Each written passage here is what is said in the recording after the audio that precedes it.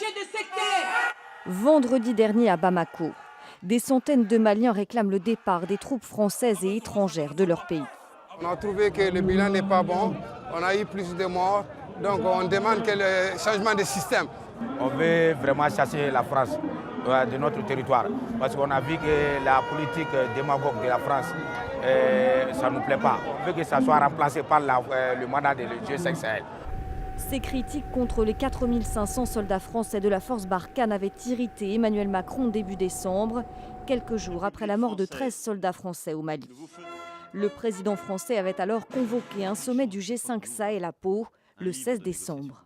J'attends d'eux qu'ils clarifient et formalisent leurs demandes à l'égard de la France et de la communauté internationale. Souhaitent-ils notre présence? Ont-ils besoin de nous? Je veux des réponses claires et assumées sur ces questions.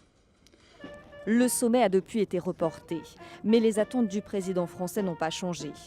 Objectif, obtenir une déclaration des 5 pays pour relégitimer la présence française. Emmanuel Macron souhaite aussi que la France ne soit plus seule en première ligne et que les pays européens s'impliquent davantage.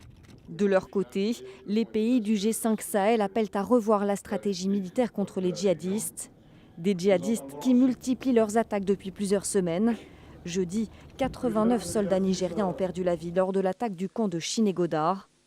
Des attaques terroristes qui ont tué plus de 4000 personnes en 2019 au Burkina Faso, au Mali et au Niger et fait près d'1 million de déplacés.